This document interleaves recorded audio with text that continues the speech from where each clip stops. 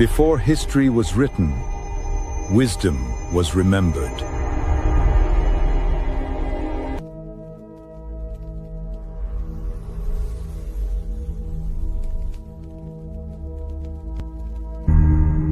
When the matriarch speaks, time listens. Alafia from number 11 of Rooster Stone. How y'all doing tonight? Alafia, peaceful. Alafia, better than amazing. I say. Got a new cigar. Let me go ahead and get this right so we have a great positive night tonight. Amazing. I was on mute.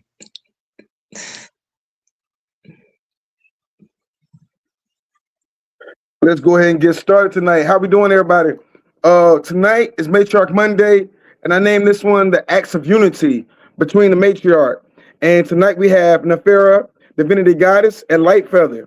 So with no further ado, let's go around the room and introduce everybody. You know, all of you have been on the show before, but I want to introduce because this is a new combination we're working on tonight. And yeah, let's go and get started. Who would like to go first? Nefera?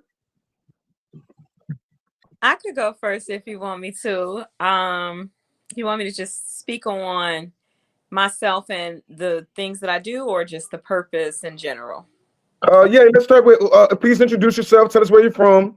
Tell us what you do. You got to tell us about the pyramid room. We got to stop sleeping on the pyramid room and tell us who you are, and then we'll move around. Okay, sounds good. Okay, so I'm Nefera, or some people say Trisha, of the Pyramid Room from Chicago, Illinois. I have the Pyramid Room and have created the Pyramid Room as meditation, enhanced meditation for urban communities, because we have a lot of things that are going on in the urban communities. We have things that need to be addressed, addressed with trauma and the different things that we experience in terms of our growth and the different things that we've been through as people. And so what I provide is meditation, or showing people how to do like conflict resolution. I work with people and help them with self-care, self-study, mindfulness, and help people with trauma. So I'm here to try to get us straight as much as I can. Thank you for that, Goddess. That's beautiful.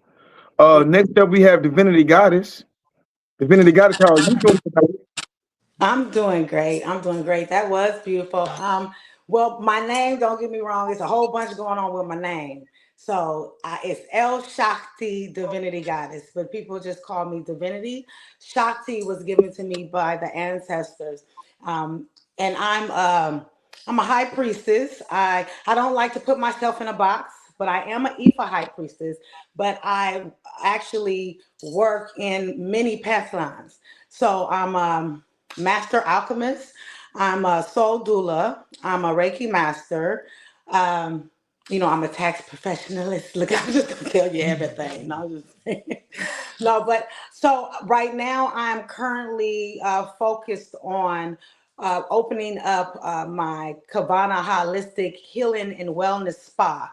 I used to own a botanical store in a different county that I lived in, but this time I just recently moved to Sacramento County. And this time I don't want to bring that type of energy. I want a different type of energy and have healing for our people. I also do sound healing.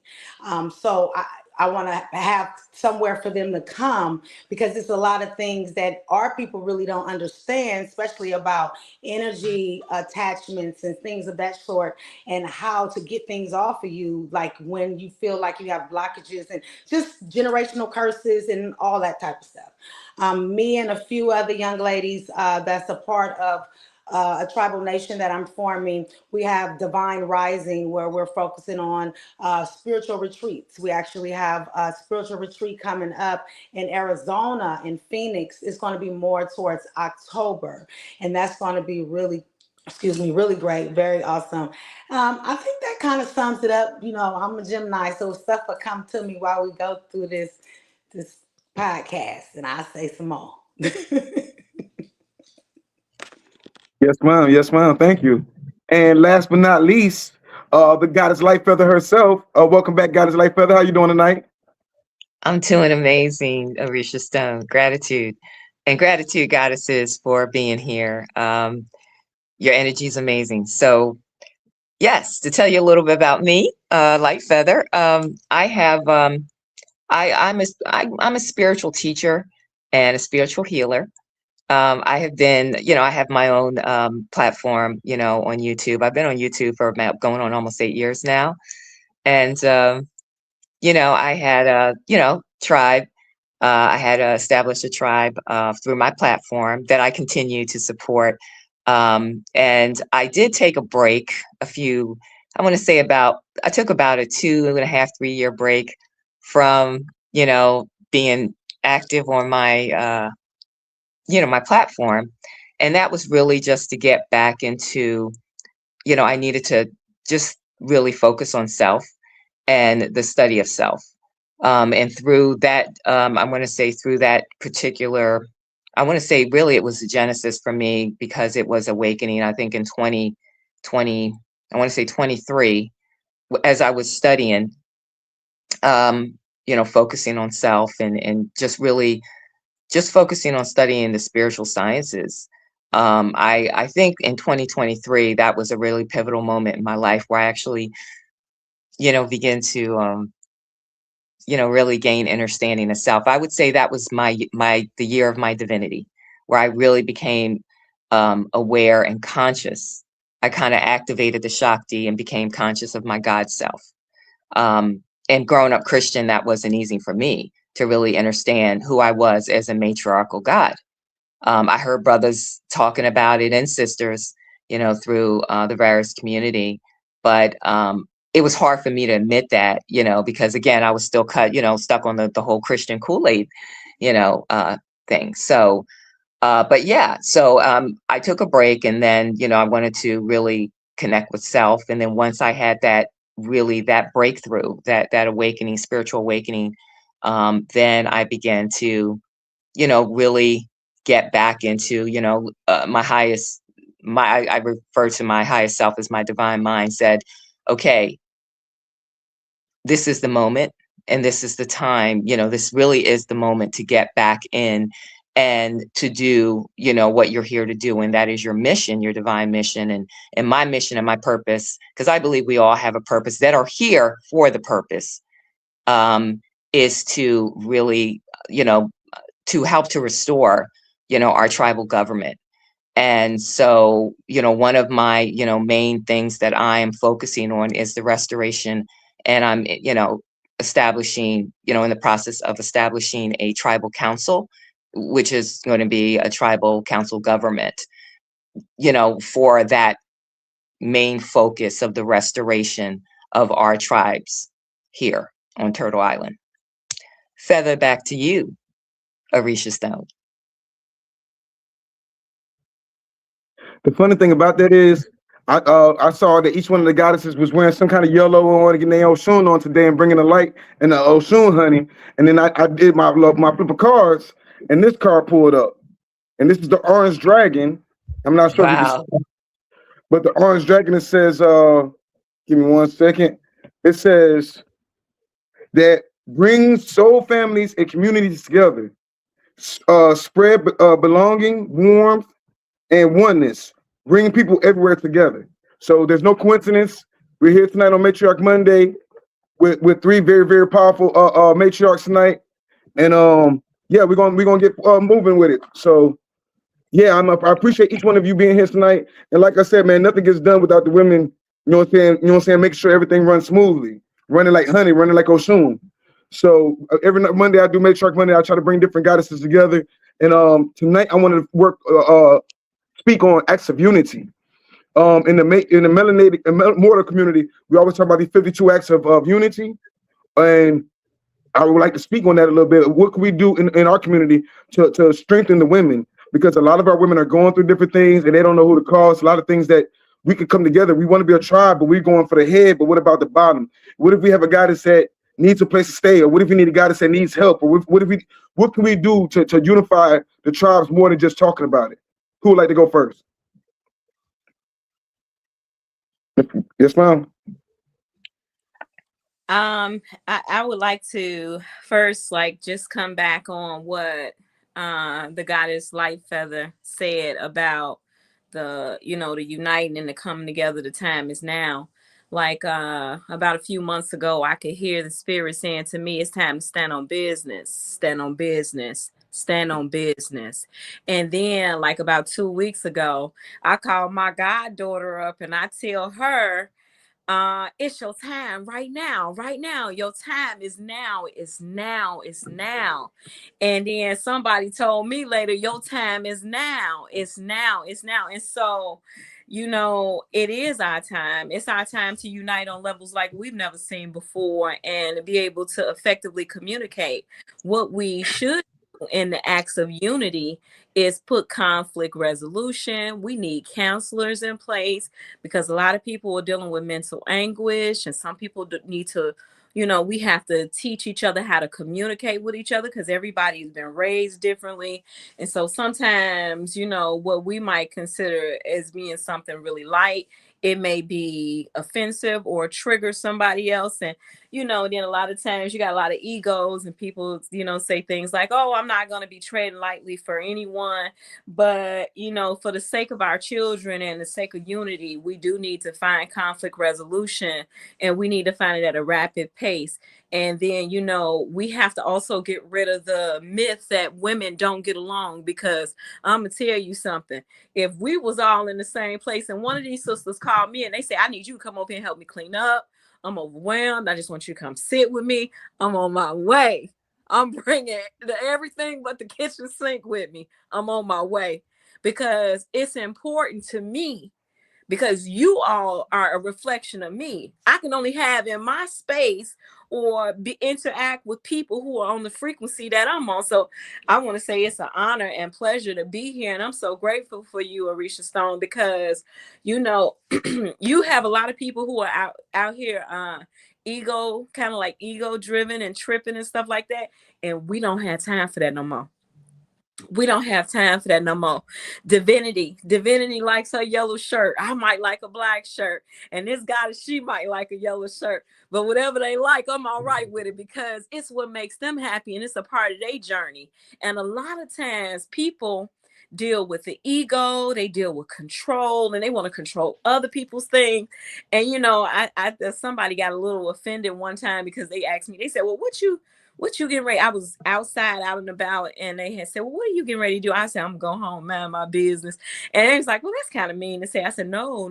I don't mean it like that. I mean it like, I'm going to go home. I'm going to take care of my stuff, the things that I got going on. I'm going to sit down and have me some tea. I'm going to reevaluate the things that I need to do and just really focus on my business. And it wasn't necessarily like offensive. I didn't, that wasn't my intentions, but it was just like, you know, I believe strongly if we start going on the inside and looking at everybody like they're only an extension of us, and I'm not saying everybody is us, but the reflections that we see reflect whatever we are on the inside, because whatever's on the inside is going to reflect on the outside. And so it's always an honor and a pleasure to interact with people. But you know, I would say in these times, we definitely have to be able to distinguish who's who and what's what. And that's why we got to go on the inside and start uniting. Can I hop on in? I'm with you 1,000%, but I'm just gonna keep it 1,000. Now, with me per se, I have to use my discernment. It's all about frequency and vibration, and I make sure that I keep myself on a high vibration. So the type of people that are drawn to me are in alignment with me. Because right now, especially a lot of spiritualists that do have particular assignments, it's very crucial that you're really on your discernment, because everybody is not for you. You see what I'm saying? So one thing that our people definitely need is healing.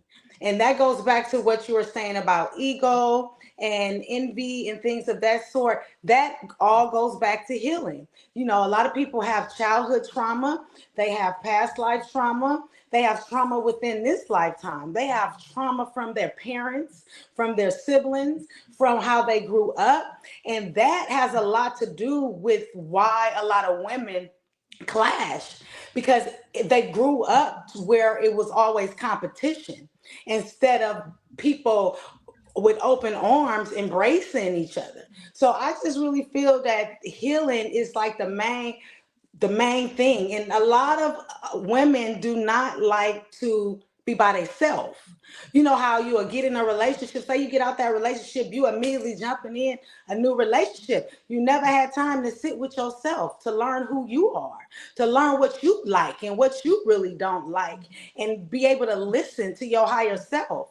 So to me, it really goes all the way back to healing, self-love. Because once you start healing yourself, loving on yourself, that projects outward. And that's how other people will treat you. And you will notice how your energy will shift.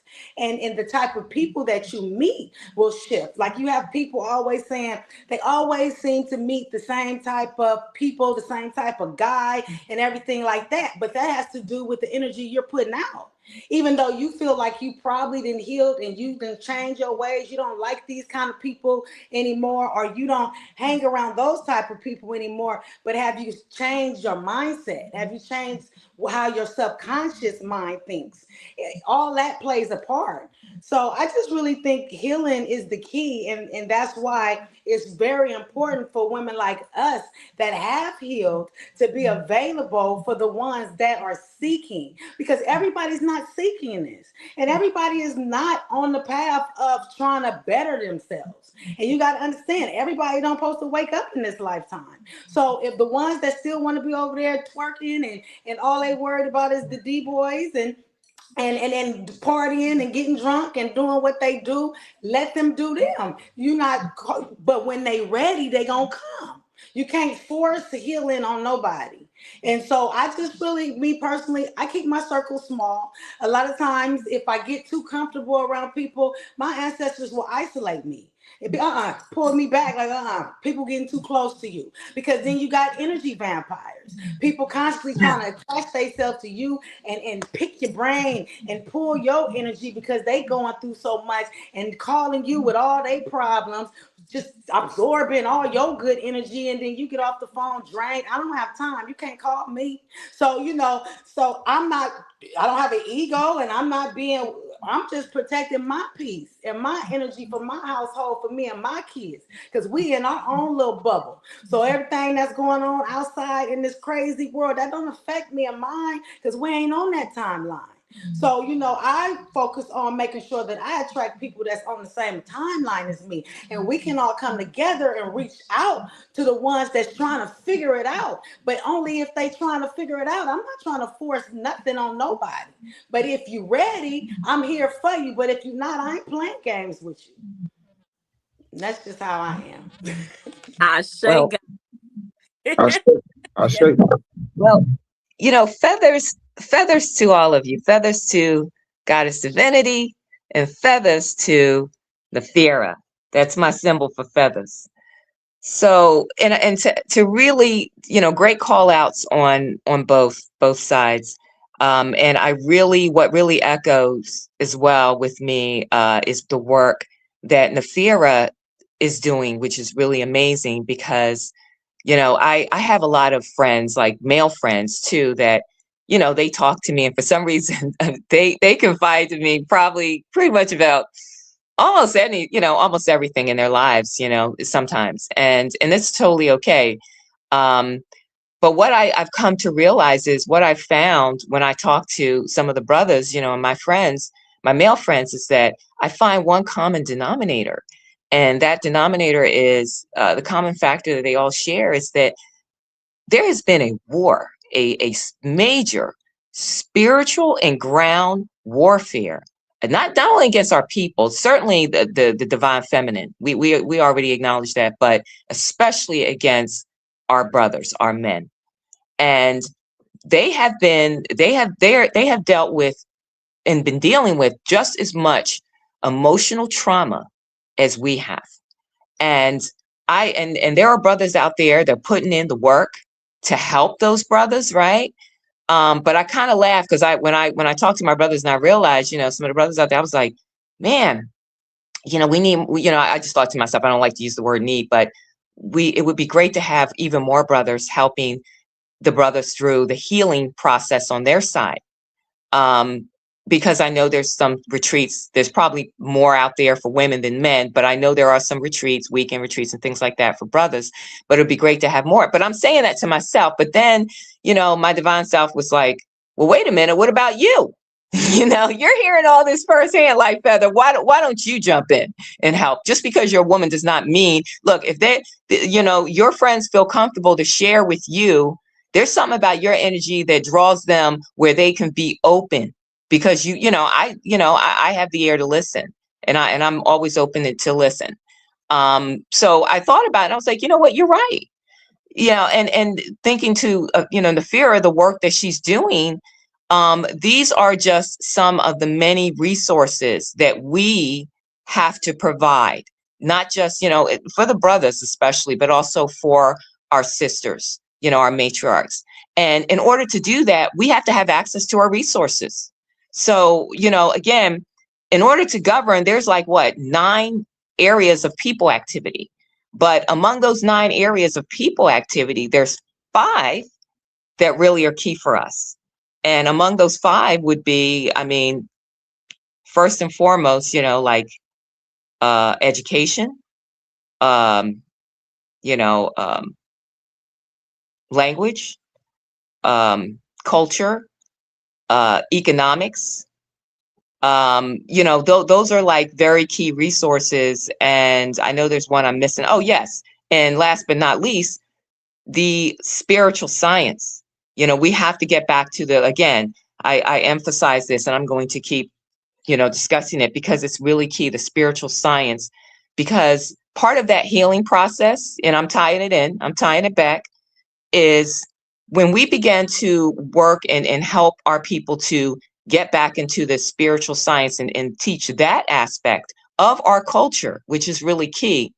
It is going to help to activate, all of the various energy centers, chakra points, meridians, all of those areas within them, to help awaken their divine conscious mind to begin that healing process. Because our body, the physiology of our body, has an innate way of healing itself. Once we know the right keys, it's a quantum entanglement. And once we know the right keys to activate those healing centers within us, it happens organically, right? And because there's just so much to this. There's a lot of moving parts that we can talk about on another segment, but that science is really going to be the key. I really truly believe, not just to that, for all of the other things that are going on in our people's lives, to figure out, how do I do this? How do I do that? How do I get that? And we're looking for all these answers outside of ourselves rather than the answers within. But the first part of it is when we activate that consciousness within us, our higher mind and God mind, it's going to help with the healing of self. And the reason why I speak to this because I've experienced it myself. I've experienced pretty much everything that I'm talking about. And I think probably some of us all have. And I was able to do that within self. Okay. Because at the time when I was going through what I was dealing with, brothers and sisters, I didn't have, I couldn't jump on a plane. Some people are offering these, a weekend or, 1 week getaway type retreats. They're like $5,000. I didn't have those I'm not going to say I didn't have those kind of resources, but at the time I just didn't, it just wasn't feasible for me to do that. And it wasn't something nearby where I could do that. I couldn't do that. I couldn't just jump on a plane, and by the way, even the resources financially just didn't make sense. I just didn't have the time to do that, to deal with someone to help me to be able to heal myself.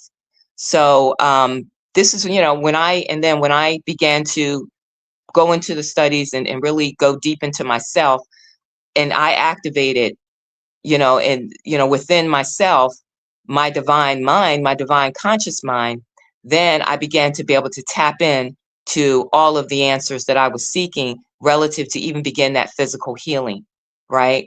And then I had to go and I had to put in the reflection, I like to call it reflection, the shadow work. right, to help as well. So, but I mean, all these things that I mentioned are key, but I really appreciate the work Nafira is doing. And what we would like to do is, my goal is to expand on her efforts, because I totally understand that there's got to be other, other matriarchs are out there that are doing this work, putting in the same, work. And others that want to volunteer to do even additional, that type of work that Nafira is putting in the community. But we got to have access to the resources, the land, all of these things in order to be able to build those communities, build within our communities, those type of, retreat, I would like to say on-site retreatment meditation centers to be able to do the kind of work that both goddesses are doing. Feather, back to you, Arisha. Thank you, Goddess. I said a bunch of, a lot of stuff that really meant a lot to me. One of it, can you mute your mic for me? Got it, brother? Okay. Yeah, a lot of that meant a lot to me, because I had a little strange experience, and I know it's not about me right now, but I had a strange experience one time when I died, and I walked down the valley of the shadow of death, right? And on each side was these pit vipers, beautiful colors, some of them flying, and I had to walk down this pathway with vipers on each side. Now, they didn't give me, but think about that. You know your life is in a serious situation where you got pit vipers on each side of you. And I walked up to this one great viper, and I tried to do this thing that Bobby Hemmett told me, saying, when you die, you got to do all this, you got to command. And she told me that you don't command nothing down here. It's a blessing just to let you live. You know what I'm saying? I just say that to say that when I came back, I was introduced to all these great women and great matriarchs, and I never saw it before until I had to die and wake back up. I had to melt a lot of things off my old eyes. And then I came back, I was like, yo, I had this epiphany. I thought that our people were under a spell. But it's not, we're giving a lot of other people too much credit. It's not we're being under spells that we're out of our wave, our wave spells. You know what I'm saying? I say that to say that if we get into our own frequency, our own wave spell, everything will flow a whole lot better. What does that mean? When I came back from when I came back to life and met all these goddesses, I met Goddess Affinity, and she was telling me about spiritual hygiene. I met Goddess Mayat, and she's talking, and Goddess Ojayemi, and they're talking about your purpose. What is your purpose here? Everybody has a purpose.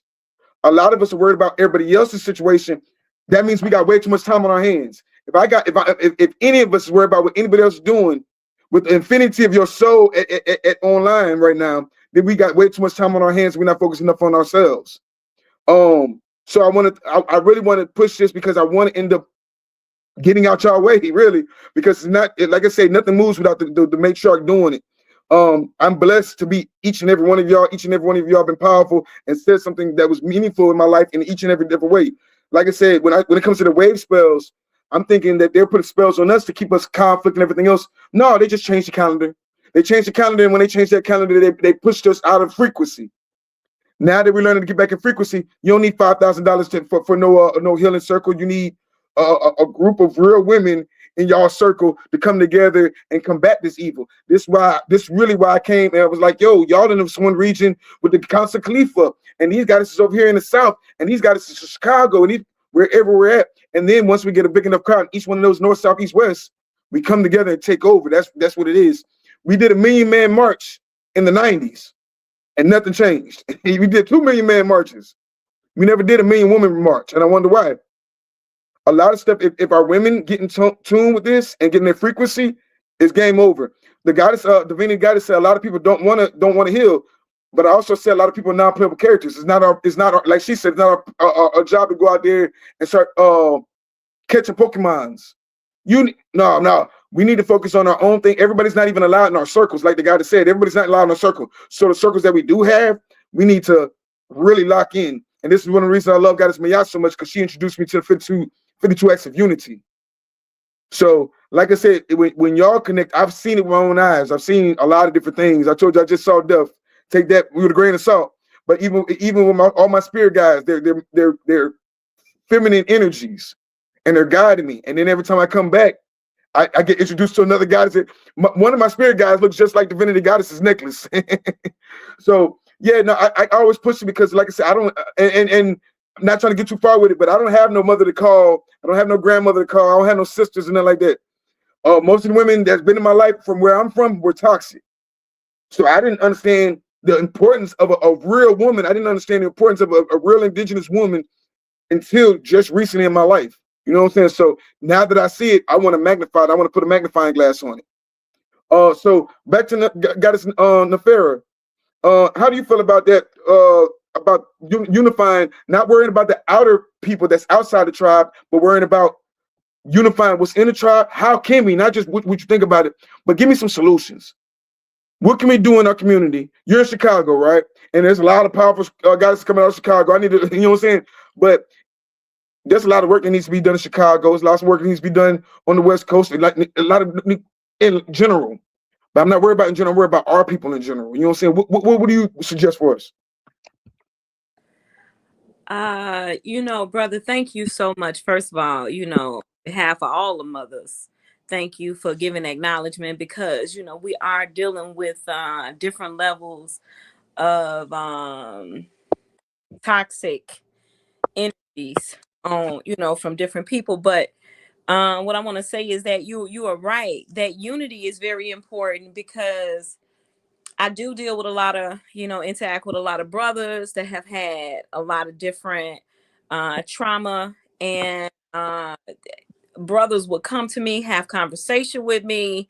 They would start crying mid conversation. I would never reveal that to anyone else, like who it is or anything like that, because when I tell you that we need healing on a level like I've never seen before, it's so true.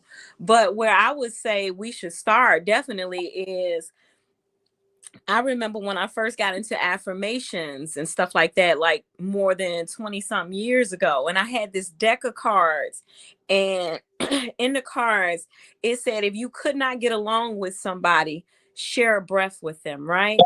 If we don't agree with nothing else, we can agree that we all want to be able to breathe, take the next breath, to be able to, calm down or be able to function properly, in our full capacity of health. We want to be able to function. So, in order for us to be able to get to a good resolution with inside ourselves, we have to make sure our foundation is correct. Because if your foundation is not correct, then we're not going to be able to elevate and go nowhere, unless you got that leveling ground. So when people are building houses, they have to build the foundation first for the house to be able to stand strong. And so one of the things that I discovered, because I have sons, I have one daughter and four sons. And what I realized is that, everybody is always dealing with something different. So our constructs are different. Everybody got different things. And so when it comes to us coming inside and working with our community, we first have to really start getting the unity going in our home. That's the first place, because you have to replicate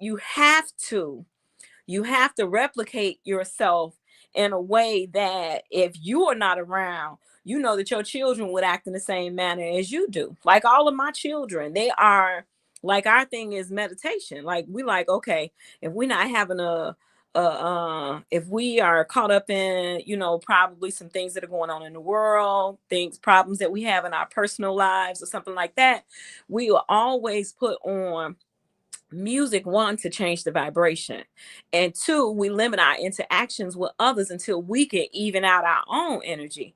And once we even out our energy, then we're able to interact with others and be able to move forward. So in order for us to be able to go anywhere, you have to always make sure your house is in order, like the goddess divinity was talking about, with making sure, and the bubble. I know about what you're saying with that too, sister, because when I tell you, I used to tell my children, I don't care what nobody say, you have your butt in this house before them street lights come on. I ain't gonna be playing no games with you either. Don't make me come looking for you.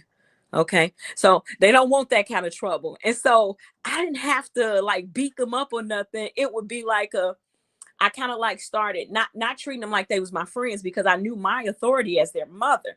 But at the same time, I was allowing them to have the communication that they needed to have with me without restriction, within respect boundaries, to be able to communicate effectively, like, Ma, I really don't feel good about, the conversation we possibly had or something like that. Because if you don't have an open relationship and you cannot communicate effectively, you cannot have anything.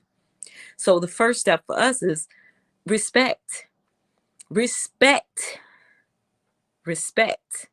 Because if I don't respect the goddess divinity, then she know. But by her being the goddess that she is, she already know. We got all these orishas, all them different energies. They, everybody carry different energies. They got different things going on. I love Goddess Light Feather because she said a feather.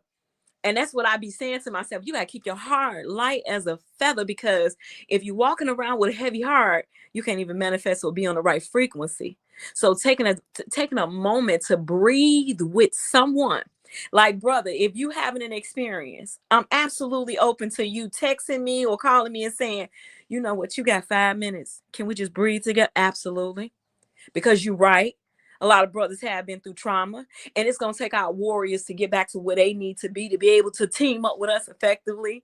And I want to say, kind of like camelback on the ego thing, sis. I was thinking about it, and I said to myself, when we dealing with ego, we dealing with these people who don't want to, like, just kind of like, I'm not talking about the reserving your energy, because queen, oh goddess, when I tell you, ooh, some people will zap you quickly. But when I tell you about the ego, I'm talking about the people who act like they don't got compassion for the next person that's going through something when they ain't never walked a mile in the other person's shoes. We don't got a right to judge anybody else because we ain't never walked 1 inch in their shoes. Each one of us is a representation of the Most High having an experience in this meat suit. I'm the Pharaoh. That's divinity. That's Goddess Light Feather. God, Orisha Stone. I'm saying we all having an experience. And when we meet each other, we should greet each other with peace, because we only greeting extensions of ourselves. Because once we shed the flesh, we become one. Like Frankie Beverly said from the go, we are one. It can't function until we realize we are truly one. And so I do also agree with divinity on the reserve. You're gonna track whatever is, within the means of your energy. But I'm gonna tell you this: what I have seen is that in my lesson, because we're always growing. We're always growing, and I'm gonna wrap this up. We're always growing, and none of us know every single thing. Thank goodness, because when you know everything, you no longer have the ability to grow. You ain't got no more room for growth once you know everything. So it's like, okay. So when you are open for growth, you will learn how to have compassion on a different level. You know that everybody, like, some people might like shrimp. I don't like it at all, but I'm not mad at you. But we got to learn how to be okay with that. You have to be okay with the fact that somebody might like something or wants something or does something that might not necessarily be to your taste or your liking, but that's their business. And by us being different individuals, having different experiences, we have to learn how to have peace with each other, as long as we're not harming one another. Yeah. We're gonna come back to that. Goddess divinity. She just gave me about 3 acts of unity. Can you add on to that, please? Well, I wanted to piggyback off a few things that she actually spoke on, and give my own experience. So when I started my journey, I had to go through a lot because of who when you learn who you are, you understand why you've been through so much in your lifetime. So I went through a lot, and I knew my purpose was healing, the masses, but I didn't feel comfortable with putting it out there that I was this healer if I haven't healed my own boys in my own household yet. So to me, I wouldn't allow myself to really post too much or start, because I do have a platform on Teachable, bundle for a school of how to awaken yourself and tap into your higher self and things of that sort. It's called Know Thyself. But I didn't even feel comfortable pushing that. And I knew that my oldest son was still having issues. So it wasn't until the ancestors guided me and I bumped my head and went through what I went through, because I didn't have nobody holding my hand either. I had to go within and learn on my own and actually remember. So a lot of stuff that I do is remembrance from past lives because of who I was in past lives. But once I healed my boys and healed my household, then I was like, okay, I'm ready. Even though I had my botanical store and I had a lot of people that used to come to the store, purchase my candles and spiritual bath, different things that I make for people, and they always tell me how much it works for them, and they love my products, I still wasn't secure within myself because I haven't healed my oldest son yet, because he had an attachment on him that from his father's side of the family that I had to get off of him and remove different curses and things of that sort. So that right there, like she said, it starts at home. And once you have your home intact, then you can really open up and help the masses. You have some people that will get on here, get on social media and speak on all what they can do, but they never did this for nobody. They haven't even healed themselves. They still got issues that they need to work on. But they talking about how they finna go heal everybody. I don't want you touching me, because you still got problems. You know what I'm saying? You ain't finna touch me. but I'm saying that to say, like she said, it starts at home. And then I did also want to bring up, before Spirit was like, no, you're not ready to mention it, but then Spirit wants Nefaria. Hopefully I'm saying your name right, love. Once she starts speaking on something, my Spirit team was like, speak on it. So I formed Califia Tribal Nation. And one thing about Califia Tribal Nation, it's not going to be just in California. We're going to have chapters in many different states of women and men. I'm not trying to exclude the men, because a lot of men need healing too. And then men sometimes prefer another man to listen to. Even though women, we are the mothers and we can nurture them, but sometimes they really want that masculine energy. So, and I would love for you, Neferia, I wrote your name down, chat, so I won't mess it up. But I would love to reach out to you for you to have that Chicago chapter, because we have someone already in Detroit, in Florida, and Washington, D.C., that I'm working with, and we're going to do like 3 different tiers. Because like I said, everybody is not really in alignment. So I don't feel comfortable with people being too close. But the first tier was going to be for people that's interested in reclaiming their sovereignty, and they want to learn how to correct their status and things of that sort. And the second tier would be for people that are really interested in remembering who they are. I have ritual kits and all kinds of things like that is for remembrance. It's have shadow work embedded in it, as well as you remembering who you were, tapping into your higher self. So once you've passed the second tier of healing, you shouldn't have envy anymore. You shouldn't have ego anymore. All those things should be healed. And then from there, the third tier, if you want to come and join Califia Tribal Nation as the Amazon warriors, that we will reach out and help the masses, you will be able to become that as well. And that's what I'm looking towards, helping in the community. And right now, like even with my own personal business, my tax preparation, people be calling me and like, you get us our money and get us the max of our money, but we also get healing, because I'm also an oracle/medium. So I can just sit on the phone with you or look at you for a minute, and Spirit will start telling me things that you're going through in your life and what you need to do to start fixing it. And I give up that information all the time. I don't charge for that, because that's what I'm supposed to do. When I'm led to help heal someone or give them some tools on how to go about cleansing and removing certain things off of them, I do that freely, because that's my purpose, and that's why I have these gifts, to help others. And a lot of people don't understand, majority of the time is because you have lingering negative energy surrounding you, and that's where that spiritual hygiene come from. You have to be up on your spiritual hygiene. If you up on your spiritual hygiene, half the stuff people be going through, they won't be going through. And then you know how we were speaking on people is ego and envious, and All that's a spirit. That's all a different spirit. So I really have compassion for people that really go through different things because I know that it's not them.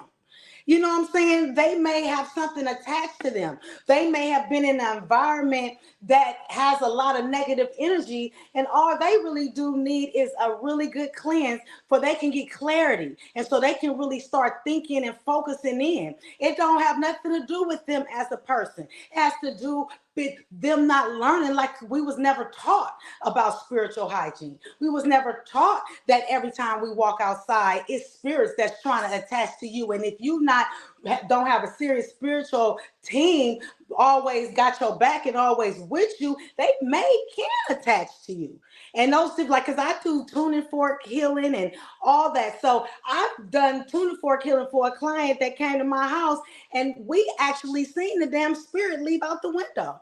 It was crazy. It started moving all through his body. First, it was moving in his stomach. It was pointing like a baby kicking. Then it moved to his back. And I just had to keep hitting it with, the frequency and stuff. And we saw that thing fly out the damn window. So people be having attachments that could be from childhood, or it could have been attachments that came with them when they came into this world.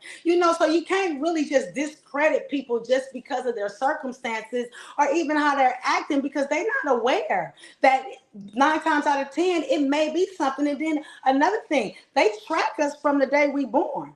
They take our footprint, they access the Akasha records to see what gods, what kings, what queens, what goddesses are reincarnating, coming back in this world, and what assignments they have. And once they find out, oh, you one of them ones, okay, they monitoring, following you your whole life, doing witchcraft on you.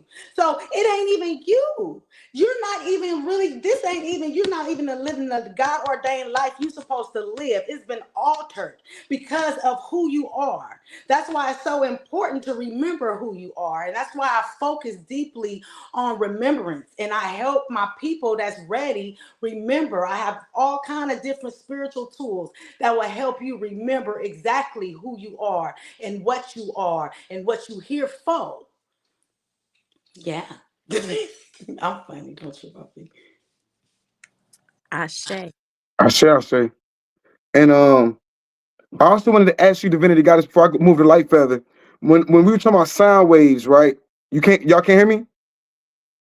You can't hear me, Divinity? All right. Okay. Well, I wanted to ask her about sound waves and thought waves, because a lot of time we have sound waves, and I love how Nefera she got on this real strong act. She said that. Can you mute it for a second, Divinity? Thank you. And she Yeah. said, Divinity, Nefera, she said, we were talking about sound waves and thought waves. And sometimes we think thoughts are ours or ideas are ours. Is it possible that sometimes a good idea is a frequency that was sent down to the ones who was sent down? It might ping in all of our heads at one time or anything like that, because that's the mission that when we say we have to be in a tribe, how is it possible that in this tribe, star seeds from all around this landmass, especially within our people, considering before, a long time ago, we didn't even do no talking. We know this with the matriarchs in general, right? The matriarchs didn't have to talk. It was all wave spells and sound waves and thought waves. Is it possible that we could think of something at the same time and it's just each one of our jobs to activate it? Like, you'll be at the race, and not, I don't like saying race because that puts a competitive spirit on it. But is it possible that we all get the signal, and it's our job to act on the signal? That means you might have the same, they might say the same thing to you that they say to light feather, that they said to Nefera. All of us wake up and have to act on it, but then we might think that, you know what I'm saying? What do y'all think? What do you think about that, Goddess? You talking to me? Yes, ma'am.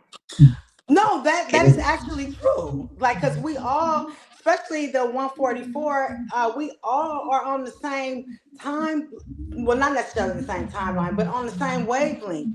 And we all have assignments. So of course that we'll all get those downloads. But it's all about, did you get a download, or did you hear somebody else talking about it and it made you say, oh, I want to do that too? That's different than getting a download. Or we all can have that same download that, okay, this is something that we want to do, but some people might not know, okay, what they want to name it or how they want to do it. And they might hear it from somebody else and like, oh, I'm going to use that name. That's not the same as getting a download from the ether saying, this is what I want you to name your business and this is how I want you to do it. If you heard it from somebody else, that's not the same. But if we all get the same download to do and work towards the same mission, of course. I mean, we're not the only ones that are ready to help humanity and know that we need to heal the masses, because the assignment is bigger than one person. And it's going to take a collective to complete this assignment.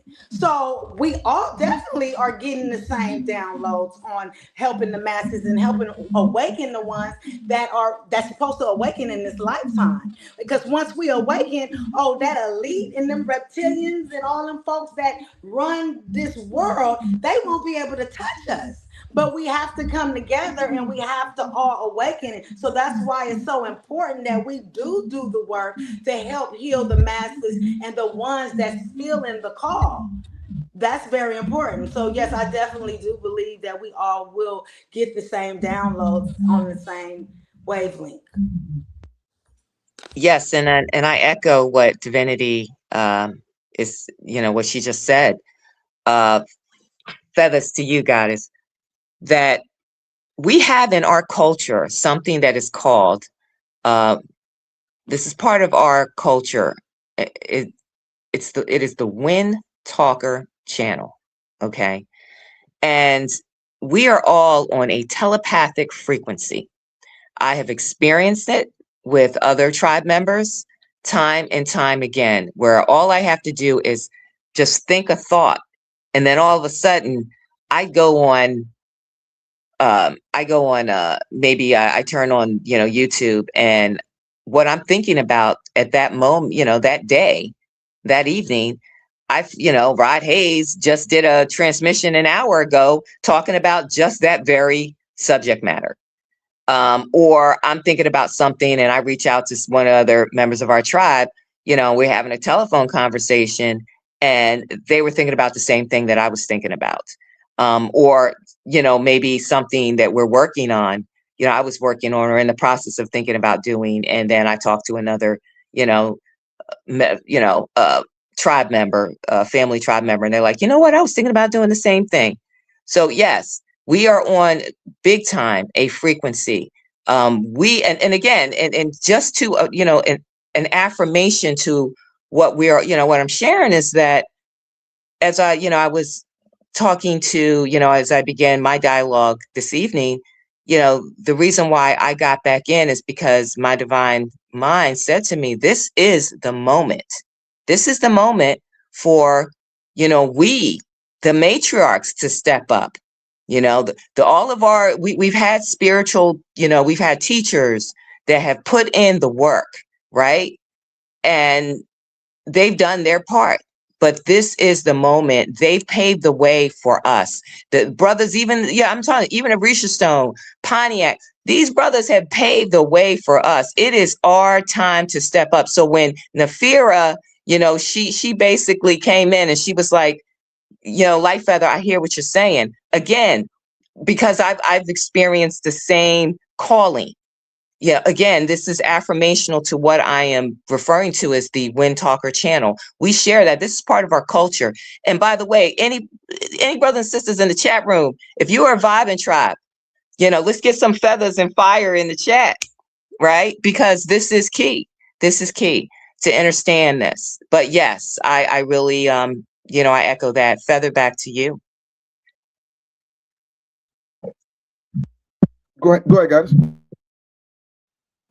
I wanted to say, Light Feather, you on point. You sisters, y'all, oh my God. Y'all are the very energy that I needed tonight, because all while you was talking, Light Feather, I heard you when you said the telepathic. I was going to say, yeah, we on a telepathic thing here. We don't even like the transmission is real. Like I'm saying, when I got the message with the energy saying, stand on business, this is your time. It used to be a time, because I come from the era of Bobby Hemmett and Phil Coran and not Phil. Is it not Phil? Phil. I can't think of Phil's name right now, but he's out of New York. All of the great elders, Dr. John Henry Clark, Dr. Ben, all them, they always talked about the psychological. Dr. Francis Cress Welsing. All of our greats are forgotten, and we really need to go back to learning more about ourselves as much as possible so we can create the unity. We a lot of us don't get the sense of urgency. I'm saying those ones of us that are aware and we do understand, the frequency is different. But I'm going to tell you all too that from some of the different things that I've experienced in the last few months, there are some people who can see the mission, know that it's important, know that they need to get on board, but they act like the movie The Matrix, when the guy said implant me back into the system, I want a stake and all other things, because some people don't want to be part of helping and the healing comes with the work that is, that we have to get ready. So that telepathy is very important. No. But to echo that really quick, it's so ironic that she said that, because I was just thinking about exactly the same thing, Nafira, that in the Matrix was my scenario as well, that, I was saying to someone that's exactly right. We have people that are the guy in the scene, the episode in that scene that said, hey, I don't care, that's in the restaurant with the agents. And he was like, the Smiths, I don't care that this is not a steak. It tastes like a steak. It looks like a steak. So for me, it's a stake, meaning that they choose to go along to get along and experience, that they choose to experience what the Matrix is serving them. And that's why he said, hey, when you put me back in, I don't want to remember about the Nebuchadnezzar. Right. So, but to your point, that's exactly how I was thinking. We do have people who rather socialize, and come together that way than really organize and to say, okay, how do what do we have to do here to begin to gain the access, and that's really where we kind of have that challenge. But I echo to your point that you get this, I get this, divinity gets this. Oh, there's so many matriarch gods out there who get this, and that's who we're here to reach. Like you and like I to divinity's point, it may not be the journey for everyone, but for the ones that are here for this mission, it is. And we all came back to find one another to get this done. Feathers to you and feathers back to you, Orisha. Yeah, I say. Yeah, y'all said a lot of amazing things tonight. I really like when it goes back to those acts of unity. I love how Nefera said share a breath together, or what OJ Yemi say words sound together. I love the fact that both all the guys have said we respect each other because we all been through something. And at the end of the day, regardless of what kind of world you think you live in, we all we got. You know what I'm saying? I don't care. A lot of our women are mentally disabled, mentally health challenges. We don't want, a lot of our people have mental health challenges to not realize that we are all we have. It's us against everybody. To be an indigenous American, that's why we say the Council of Khalifas, or you know what I'm saying, or whatever we want to call it today. No matter what you call it, the rest of the world is calling us niggas. The rest of the world is calling us whatever they want to call us. The rest of the world is calling us dirty. The rest of the world is calling, and I don't care about nobody but my own. I'm not trying to save everybody. You know what I'm saying? I'm not trying to help everybody. I'm trying to be the new supreme being on this planet. And that's the indigenous, the old new supreme being on this planet. And that's our people. We can't move forward until our women move forward. A lot of our women have been brainwashed and tricked out their spot. There's no takesy backsies from that. There ain't no healing after you done went to the other side and everything else. So I'm not focused on all women. I'm focused on the conscious people. You know what I'm saying? The ones that are putting action. You know what I'm saying? The ones that believe in unity and want to push it, because at the end of the day, we at war with everybody else. I'm so tired of everybody talk about war and they ain't never went to war before. You see what I'm saying? So, Goddess, I know that each one of us have been through a lot. Nefera, I don't know if you want to go into it about what you're going through right now. Divinity Goddess, each one of us have been through so much. We don't need to put each other through it. I know that's one of the spells they said, yo, we couldn't hurt nobody else. We can't take it out on nobody else. So we take it out on each other. The men, we do it so often that it's second nature. But also in the men's teachings, like you said, I'm so glad that you got us just broke that down on. It was the men that was trying to bring this forward, and when the men brought it up, and everybody started talking about matriarch, the women, some of these women were so crazy that as soon as the men handed the matriarch, Rod Hayes handed the matriarch, Bobby Hemming, then the women said, "Well, we don't need men no more." That means we're off balance. That means we way off balance. We're not following that light as a feather. We're not following that matriarch, mayat energy or the asset energy, because it's all about balance and complementing each other's energy. The sisterhood, is its own thing. You know what I'm saying? We're on the outside. We're telling you what we want to see from y'all because we listen. The men know that at the end of the day, once you and they've done it right now, the birth rate of most six ethers is at a downfall. Our birth rate is high. So what do? They trick us out of spots. We don't even want to connect. We don't even want to connect right now. So many of our conscious people are single. So many of our conscious people don't want to be in. You know what I'm saying? So let me ask this question. Um, and this is all due respect. Well, let's start like this. Divinity, are you married, goddess? No, I'm not. And do you want me to elaborate? No, I'm not. And of course, I've been through, I don't want to be like I've been through men. I've been through, relationships with my son fathers and things of that sort. And through my healing and learning who I am and things of that sort, that's how I learned that you attract the type of energy and what level you on your healing. So once I started healing, like me, I can't date a regular person. Like I have to date someone that's tapped in my divine masculine. He has to understand spiritual hygiene. Because how am I always cleansing myself and always uplifting myself and keeping myself on a high vibe and you on the block?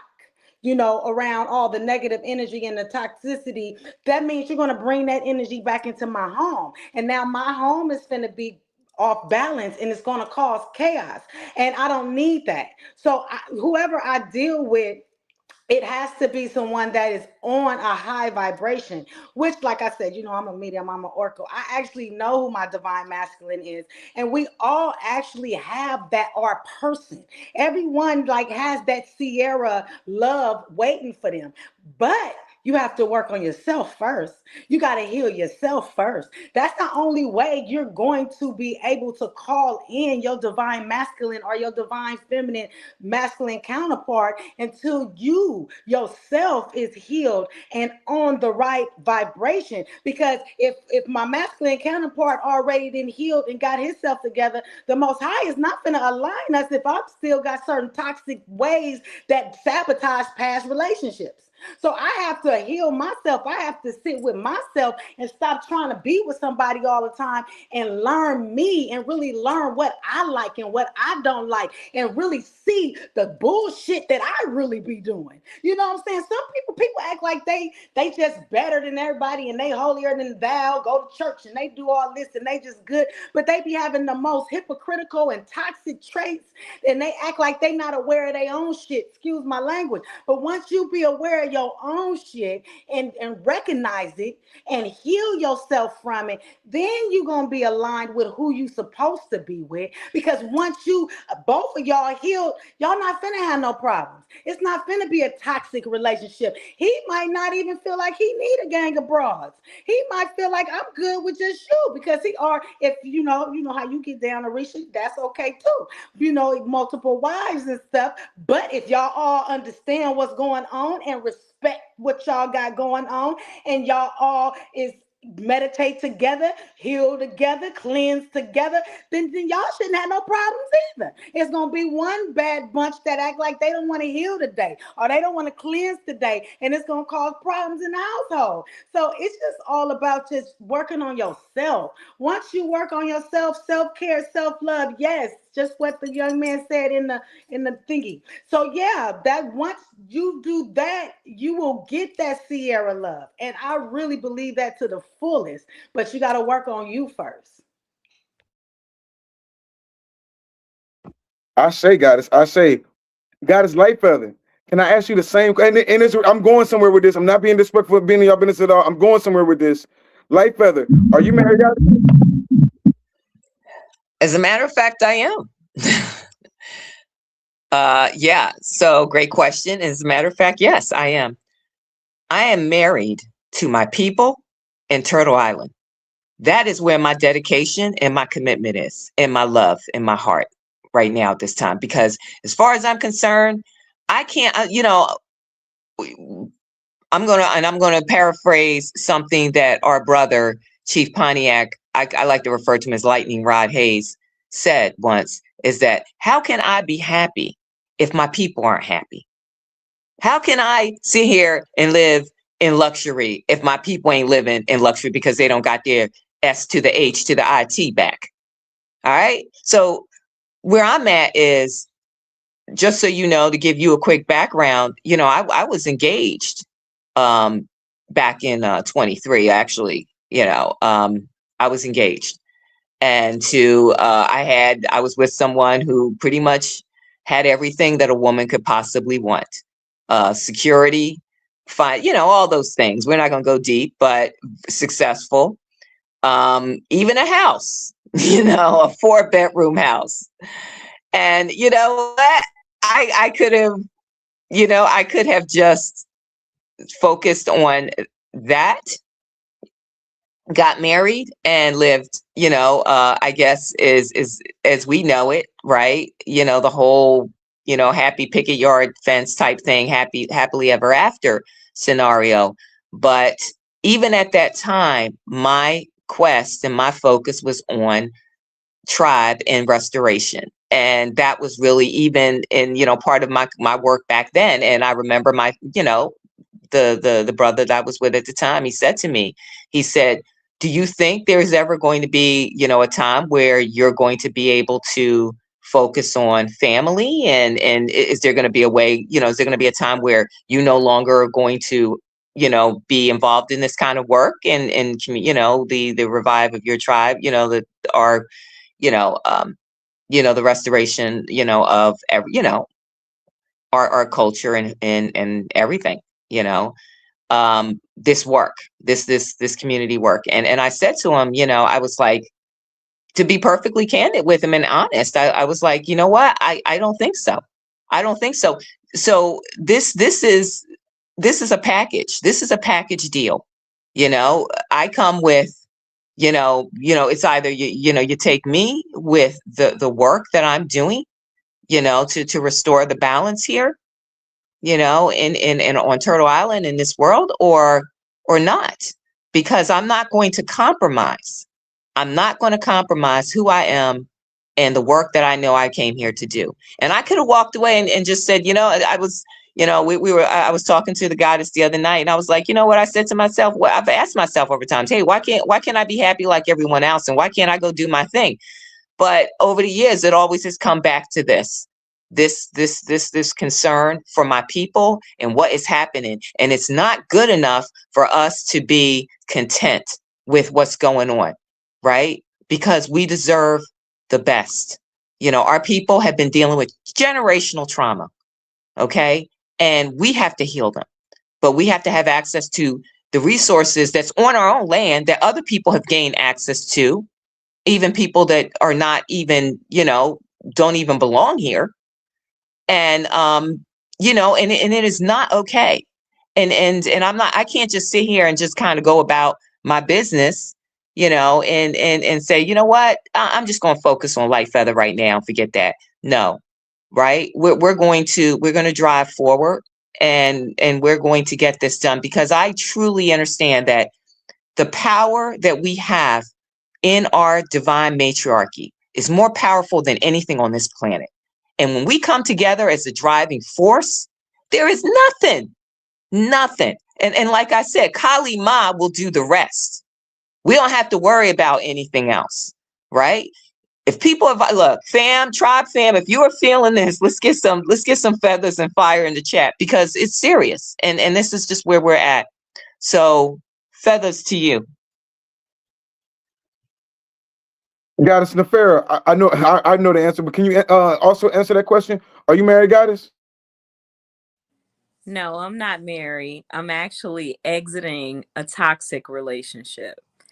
What I have discovered is that those of us that have a really intense and really purposeful mission can, even at your level of knowledge and learning, you still will be met with a certain level of something. They may be wavering to you, like you be like, oh, should I do that? Maybe I shouldn't. Sometimes when it come down to making your own personal decisions for yourself, you might, you know, like I always talk to people, and I'm always real with people because I always want people to feel like they can share an experience with me without judgment. And so in the process of me exiting this toxic relationship, what I discovered is that more times than often, I would speak of certain things, and I got little feedback, and I'm often told, you just need to worry about yourself, and you need to focus on what you got going on, and yeah, it was just a plethora of things. And what I realized is when your mission is strong, your mate have to be just as strong. So if you are on this path and you're doing this work, if your significant other is not at the level that you are or above that where they can teach you, then you can't go below that, because then it's a distraction. And so that's what we are now. The simulators out here simulating. This simulator is simulating. Okay, y'all. And as strong as you are here is as strong as it gets. And that's why, this is my son's room, and he got his Buddha picture back here, right? And so we've been talking about the things of the mind, like we dealing with the different portions of the mind, and how, the different levels that you go in. Because when I got into the relationship that I was in, I was about 12 days into a fast with no food. I wasn't eating. I had just cut all my hair off, and I was on this mission, almost like I don't want to say nun, but a nun. Like I'm like on this, I have to really get focused. There are things that need to be done. We got to get out here and save these children. And I was like, I don't even want a relationship. And then all of a sudden, these strange circumstances happen where this brother comes into my life, where he was having a hard time too. And me being a compassionate person that I was, even though I am in the level of knowledge and wisdom that I'm in, I'm still learning. But the experience came to him being an ultimate test. And how do I know he was an ultimate test?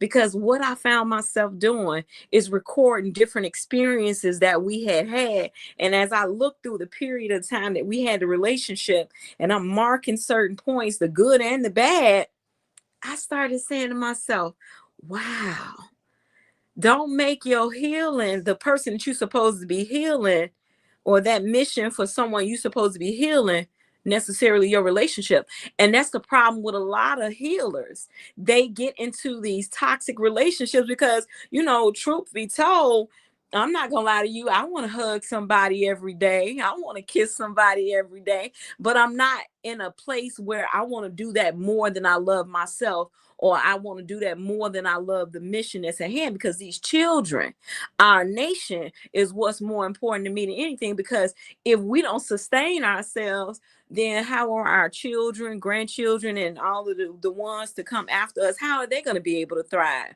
So, brother, I just exited a toxic relationship. Am I? Oh, my bad. It's okay. Am I hurting? Absolutely. I feel like I wasted all the time. I want to vent, but no, I'm cool. Because see, people come and people go. When I lost my mother, it's a grieving period, right? People think that you supposed to have like a being within this confine of this time frame to grieve. It's not always like that, right? So what I had to learn is that you have some good days, you have some bad days. Some days are worse than others. Some days are going to be better than others. And you got some good people, you got some bad people. The people who come into your life that mean you good, that happens with ease, comfort, and joy. Even if y'all disagree, y'all ain't mad about it. But when you start interacting with people who don't have your best interest at hand, and they got the conflict, the energy that the goddess divinity was talking about. They come with the attachments. Every time the brother got when he would get intoxicated, I saw his attachment. It would look at me like this,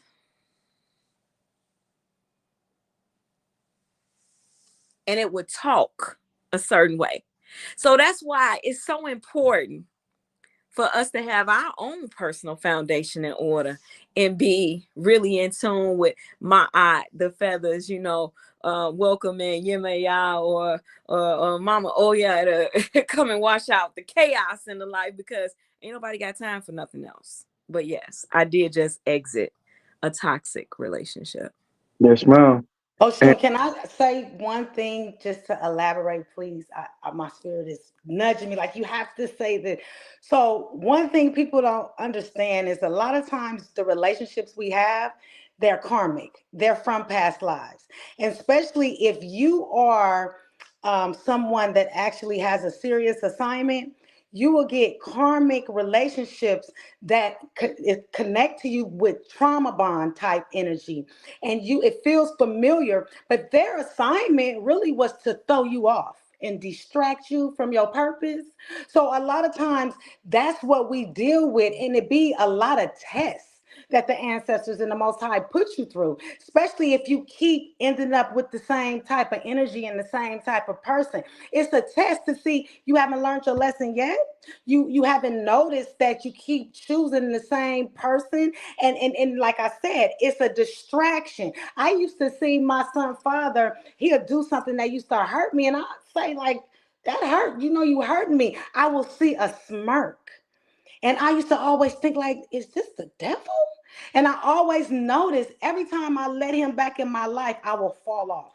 I will fall off my path, whether if it was on this journey or me doing business or whatever, I will fall off. And he would just start blooming. Like he just stole all my energy, like an energy vampire. So you got to understand and then when you're starting to heal and you're starting to really evolve and raise your vibration, that light attracts good and bad. You have to use your discernment who you gonna let in. You have to point out these toxic traits and notice them, and notice that's a red flag immediately, because it's trying to come and make you uncomfortable on your journey or throw you off and distract you. But one thing that I also learned, because for a minute I was on that hype too, like, well, I'm just focused on my purpose and I just got to heal the world. But the ancestors had to tell me this one song, Landriel, you are the healer, but you can't heal everybody. You can't heal everybody, because some of these people that's coming to you, that's trying to really pull on you and be an energy vampire and take your energy. You're going to be drained trying to run around and heal everybody. So me, I allow the Most High to send the people that I supposed to heal. Send them to me. I'm not going to look for nobody. If you want healing, it's going to be a reason why you reach out to me. Somebody going to refer you to me. You going to come across me, but you going to get to me. But I'm not looking to go heal nobody, because I have to protect my own energy and my own peace. And when you start running around trying to just heal everybody because you feel like you got these healing hands, you're going to be all over the place. And you ain't going to understand you all over the place until you start making stupid ass decisions and stuff start falling apart in your life, because you just thinking that you're doing everything correctly, but you really not. The ancestors will allow you to go on and throw yourself off. And then once you end up on the flow and they got to pick you back up, you got to learn from that. And from there, you got to use your discernment. Discernment is so very important. But I'm not saying, that's why I say so much about work on yourself, self-love, heal yourself, because don't just cancel out having a significant other, because that's your helpmate. That's your partner when it comes to this journey. The Most High is already linked you with somebody that's aligned with your purpose and have similar purpose as you. And y'all as a team can really handle it. And that's one person that you will know that you can really trust. Because you can't trust too many people out here. Everybody ain't on their spiritual hygiene. And that's why I stress that the most. Because if you're not on your spiritual hygiene, you could be infiltrated. And if you could be infiltrated, that means that you can try and get me caught up. if I let you too close to me and you ain't making sure you cleansed and on point. So I'm just saying that to say, still be open for love, but love yourself. Don't allow because people be getting in relationships and love them more than they even love themselves. And you can't do that. You can't lose yourself in a relationship. You have to continue to stand on your 10 toes and hold your own. And the man that's for you, he gonna love every piece of it and love the fact that you independent and you can do that. He gonna want you to do that. And y'all gonna be able to push each other to help humanity. But that's what I wanted to say. I just want to say one thing, Goddess and Arisha Star. I just want to say one thing. Sister, when I tell you I love myself, I promise I do. I love myself so much that I know in order for me to love you properly, I have to love myself first properly, right? He tricked me. That's all. That human part of me was like, oh, I'm codependent. I want to see him win because I did want to see him win. But in the end, he really didn't care. And then I am intuitive. Let me tell you something interesting. I'll give you one example, and then I'm gonna say one more thing, and then I'm gonna be done with it, right? So me and a brother was in a relationship, and this is how spiritually in tune I am. And we was in the beginning of our relationship. And all of a sudden, Spirit said, tell him that he got a baby. I said, brother, you got a son.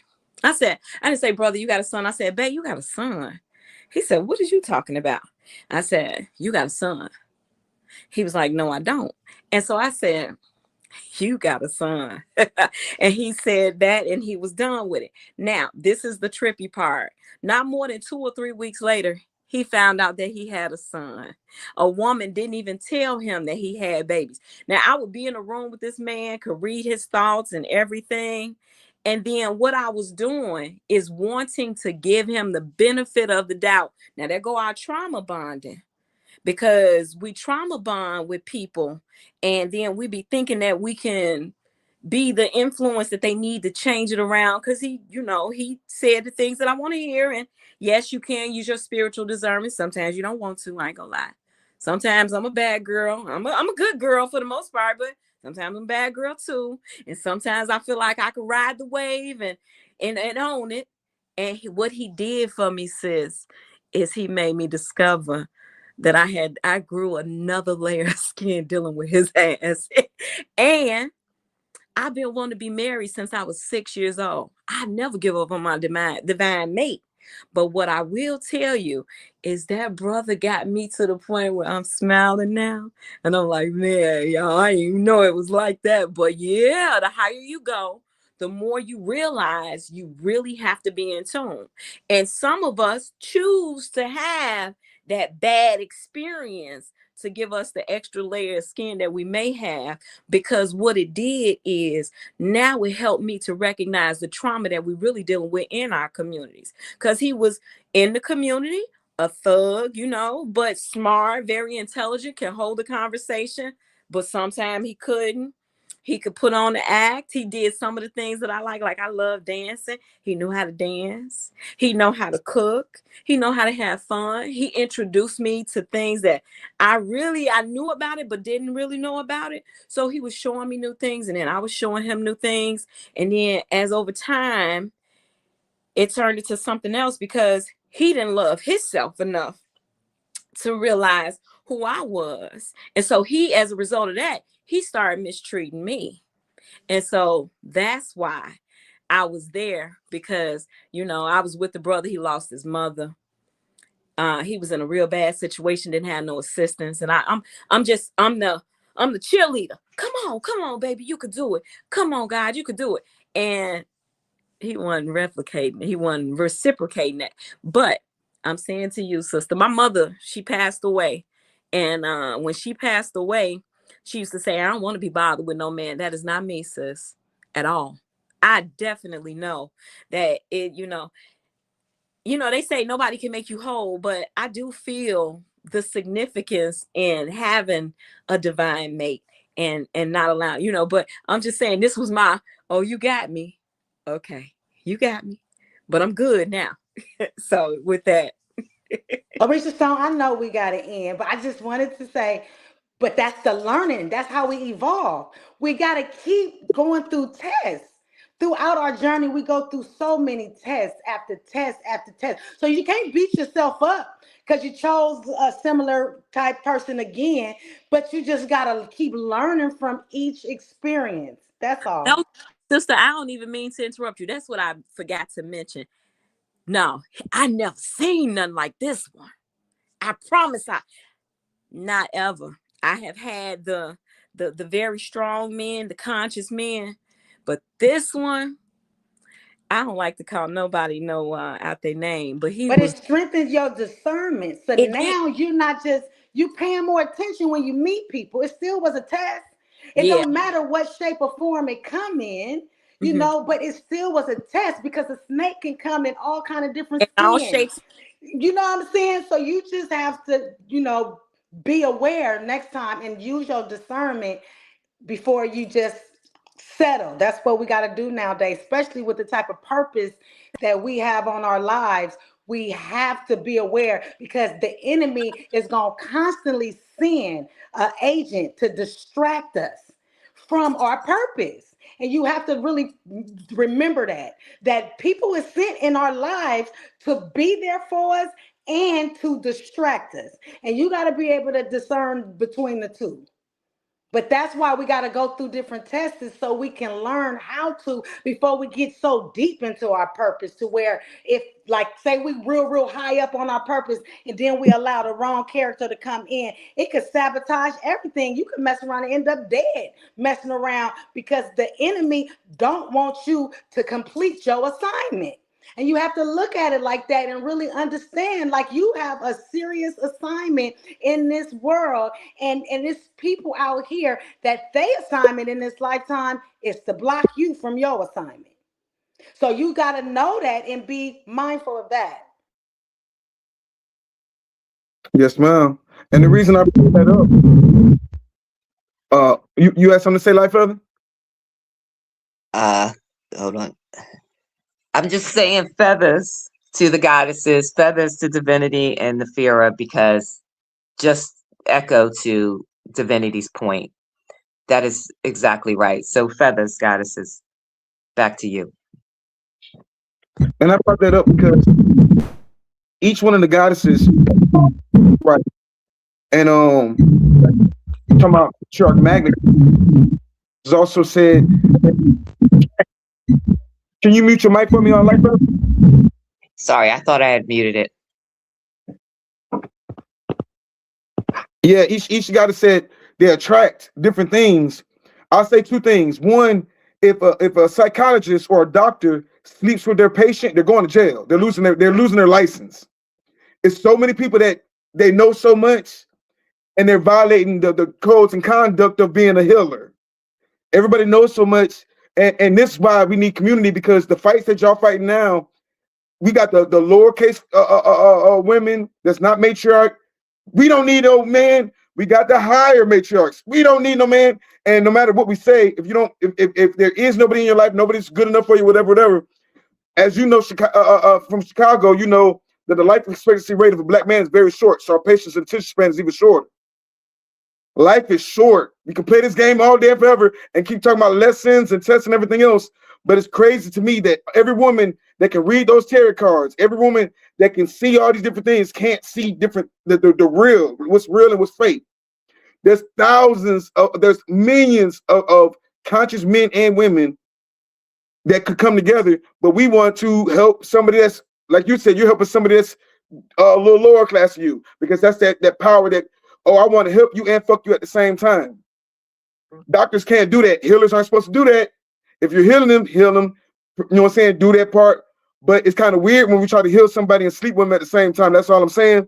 Also, when we talk about oracles, if you look at the ancient oracles, they weren't touched by anybody. By the time you think about that part, everybody's an oracle. How many people touched you to this date? You see what I'm saying? That's why a lot of our frequencies be off. If you remember, the oracles couldn't be touched because it would mess up the Scorpion King. The oracle couldn't be touched because when she has sex, it would mess up her frequency. You're not supposed to be everybody's healer. You're supposed to be your tribe's healer. There's a lot of amazing gods out here. Go ahead, guys.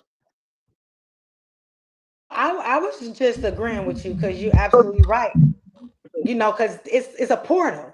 And that's why, like myself, I can't mess with just anybody because I keep myself on a very high frequency. So if I mess with you and you ain't on a high frequency, you finna drain me. And then all kind of stuff is my protection is gonna get thin. Right now, my protection is so solid. As far as I'm concerned, I can't be touched. Seriously. So I'm not finna jeopardize that because I just need some unu unu right quick. It's coming. I just gotta be patient. Life Feather, you got something to say? Yes. Yeah. Thank you. You know, it's interesting you brought up the point about the oracles, that you have to understand that part of the oracle, and you totally get this, is that is exactly right, is that we look at the from our culture, the tradition of our oracles and our Delphi priests, and we're talking all the way from Kemet, you know, or from here, Atlantis, all the way to Kemet, that we were like, you know, I guess what you will refer to is like, um, well, I don't want to use that word because what they're doing in Christianity and, you know, Catholicism has nothing to do with us and our culture, even though that's what it derives from, but it just in a distorted way, unfortunately, how they have just misrepresented and distorted it all. But yes, the oracles could not be, you know, their focus was, and I think they talked about this in one of their movies too. But they showed that in one of the movies that the oracles, yes, they could not be touched by men, and it's because it interrupted their ability to, you know, their power and their ability to be really effective in their spiritual practice. So they had to be really, I want to say, I guess the word is, what is the word we're looking for? Give me a second here. They had to be, they had to be, I'm just going to use the word chase, and they really had to, they could not be near men. And that's another thing too, is that sometimes we do have to, as part of this spiritual work, we have to detach ourselves. Now that said, I love my brothers. I love our men. Okay. I think they're beautiful and I get why they are, well, you know, they are sought after. But our goal is to help us to reconnect with the family. And part of that family is, just like Pontiac said, getting back to arranged marriages, and us as mothers and matriarchs choosing the right women for our sons and daughters. So we're making sure that we are preserving our culture, our heritage, our language, because we're getting back to the tribal languages, no doubt. You know, our spiritual sciences, and more importantly, our wealth. The wealth must be passed to our heirs, you know, and our own. And we have a right to protect ourselves from genetic assimilation. Okay, because that's also been assault on our people to mix us out. Because think about it, if we are mentally displaced from the land from a genetic standpoint, then you're dealing also with the dispossession, right? And that is, you know, that does not, it throws a roadblock in our sustainability and our ability to sustain ourselves as a people. You know what I mean? If look, and I think we're all probably having some of those challenges, that we have some people in our family who don't even know who they are because of somebody they married outside of our own, you know, tribes. So, you know, that is not, you know, original indigenous to this land, organic to this land. So yes, you know, that is exactly right. That, you know, I had to take that time because and I just want to be very clear. My focus is the restoration. Okay. And that's the only reason why, you know, that I am married to, you know, I'm really married to this work right now at this moment, because I don't want the distractions. I can't have the distractions until, you know, my mission's complete. This is what we're here to do. So, Feather, back to you, Arisha. Well, I'll say this. Richard Stone, can I speak on something right quick? Is it okay? I know we're supposed to end and stuff, but I wanted to really touch this point that a lot of people is not talking about. We have a lot of young girls and grown women that are tapped in spiritually, and they are using their spiritual gift to harm folks. they're doing witchcraft to take men from other women and to make men be with them. Men is doing this too. And that's why spiritual hygiene is so important for women and men, because you don't know who doing what nowadays. I've dealt with multiple relationships that I found out that somebody was doing witchcraft on who I was dealing with. I had to get one guy out of a jar.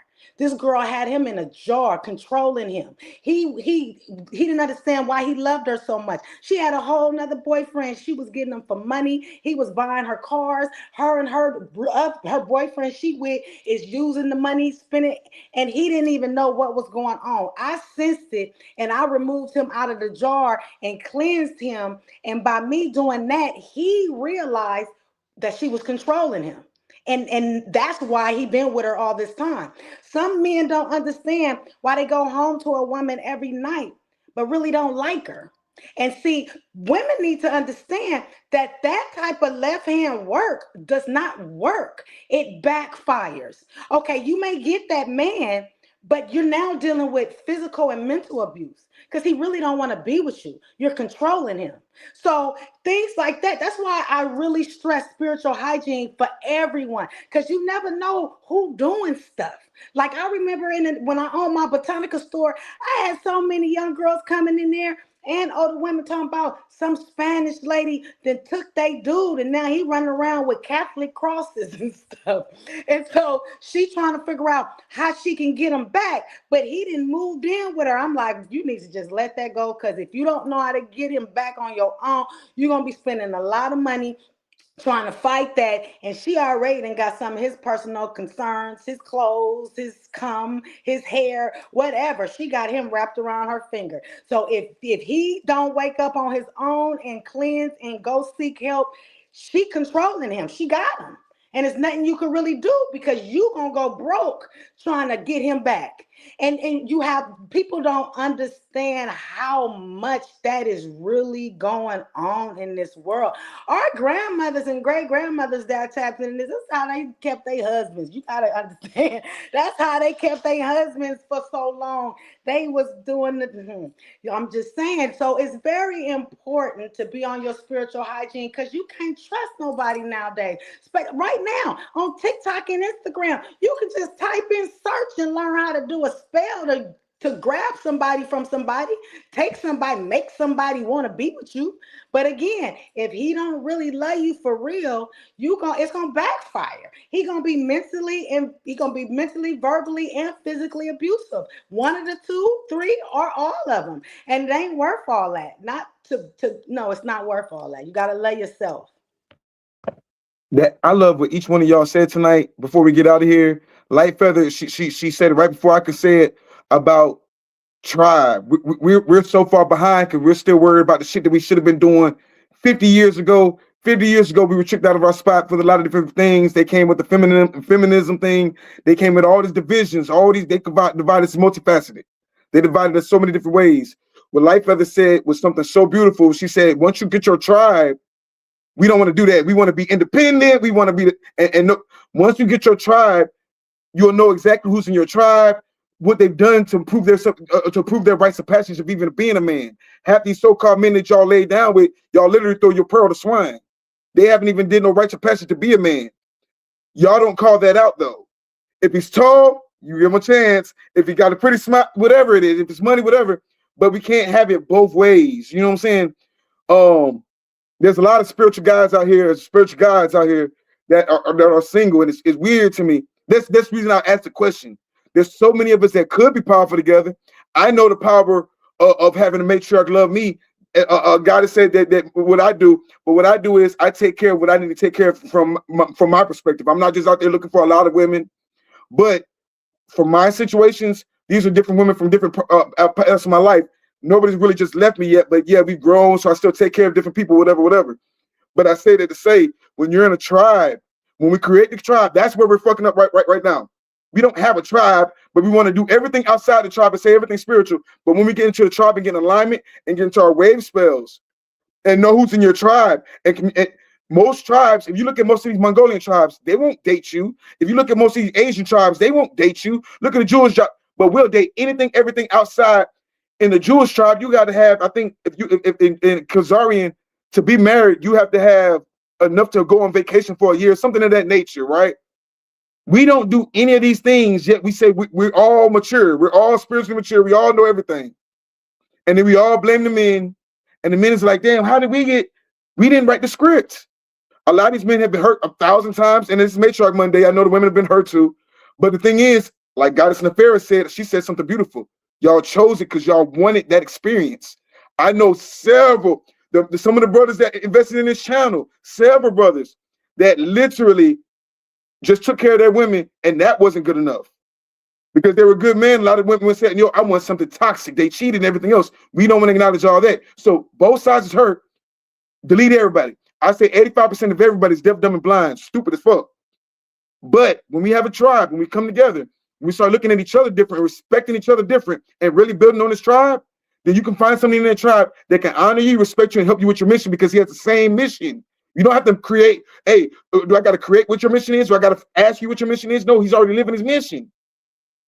So with all this oracle energy and everything else, we need to use that oracle, use the cards a little bit better, read into them, and way better than what we're doing. We need to look into these people way better, look into their history, look into all these different things, look into their bloodlines different.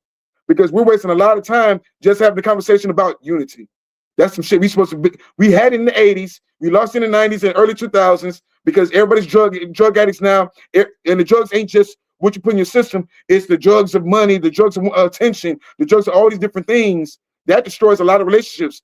I think you said it earlier, spiritual hygiene. We don't even know what to call these demons no more. Some demons are called attention. Some demons are called lust. Some demons are called all these different things. And we're worried about the wrong shit. You know what I'm saying? When we unify this tribe and really come together, a lot of these demons can't even come into our circle no more. Because guess what? If the oracles don't never want a man again, that's fine. Teach the young ones what to look for so they don't have to go through the same traumas and pains and traumas that y'all are going through. Instead of, because right now the young ones, what are they doing? I just want to have the whole Houston just prove that we can't listen. That when they said used to say it's 5 women to 1, that is getting really, really low now when it comes to health wise. When it comes to, like, when I say health wise, how many of them have sexually transmitted disease? We can't merge like that. How many of them have mental health problems? How many of them have all these different problems that we're not acknowledging because we don't have unity in the tribes to even set these women or men on the right courses.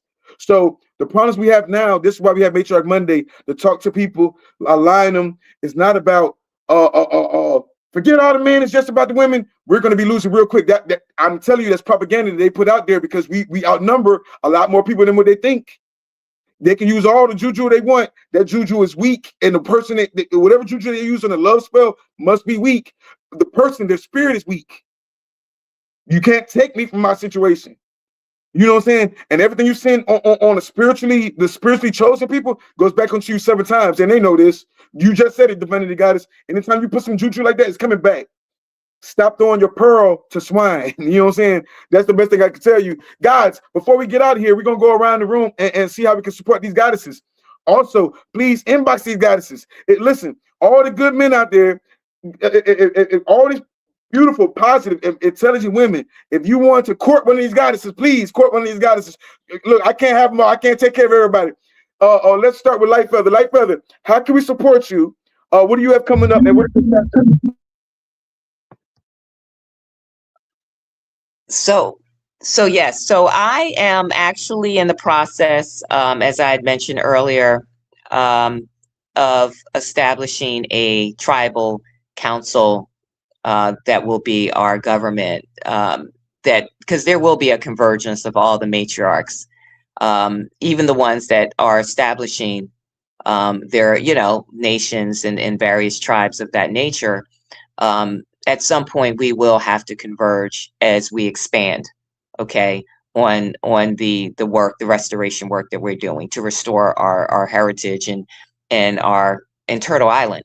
So I am establishing a council. If there are any matriarchs and clan mothers out there that would like to be part of it, feel free to reach out to me on my, you can shoot me an email.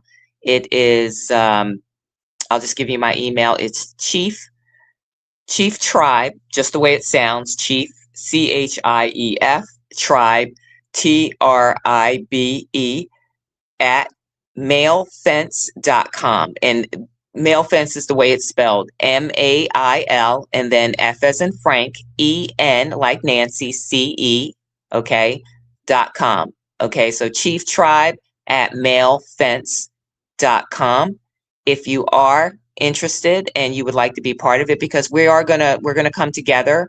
I want to hold our first meeting, and to really come together to brainstorm on beginning the restoration of our tribal government through this council. So again, please feel free to reach out to me if you would like to be part of it, because I would like to have some very look, I understand the power of the goddesses and our matriarch gods, and I want to have your input. If this is something, and if you feel this is your moment and you feel this calling, please feel free to reach out. And especially sisters like, that are in the energy of a lot of the matriarch gods in this room. If you are in alignment and you are feeling the same, you're on the same frequency as we are, because we do look, no decision in this restoration process can, as I was mentioning the other night, can rest on the shoulders of one woman. Okay.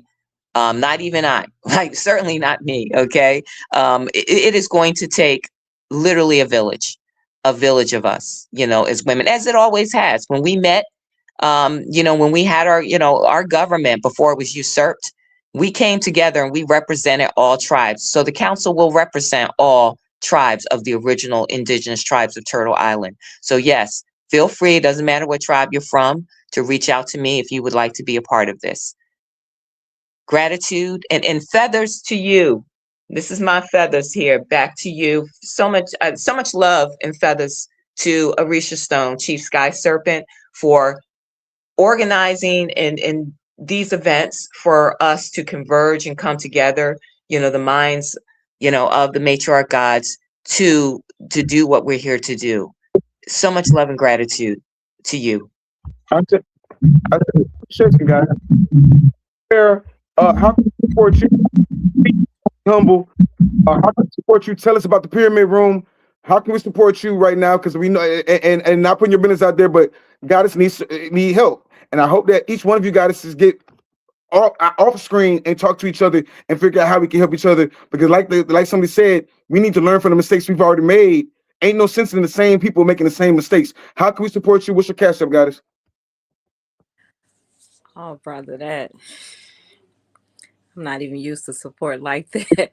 But my cash app, just you making an offering, that puts me in a state of gratitude, because, in Chicago, hospitality or people don't share that often. But my cash app is the $ Bliss, BLISS 9. The Pyramid Room, though, is in the process of trying, not trying, I don't want to say try, I don't want to use the word try, working to create retreats so we can help our trauma victims and people who are looking for healing. The mission is the children. The mission is the children, and help the sisters so they can help get the foundation back in place to teach, to work on implementing self-love, because a lot of the issues that we are currently facing is a reflection of us having a busy schedule, and we're not sitting down, taking the time for ourselves to sit down and get to know each other anymore, or create family environments where we got the old school, what we came up with, the moms who and the dads who used to sit and play games with their children, like the Monopoly, or sit and have family time sitting down at a table. We've lost our values and our culture in terms of our unity. And so one thing that I want to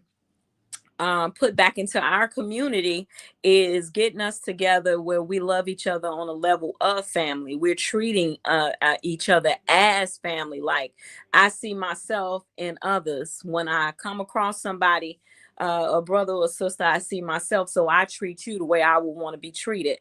The Pyramid Room, you can reach me at the Tricia, TRICIA at thepyramidroom.com.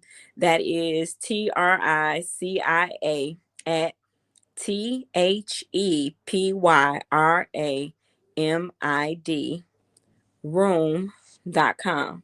So my thing is to get this meditation or mindfulness with as many people who are willing to receive it, and start really working with people to get back to themselves, because you know how we have adopted the term life is life, and the simulator is simulating, and we are having our experiences. And you know, as we go down this rabbit hole, it's a whole lot of different experiences that we're having, and mindfulness helps us to be able to navigate our emotions better, be able to make sound right reasoning decisions and things of that nature.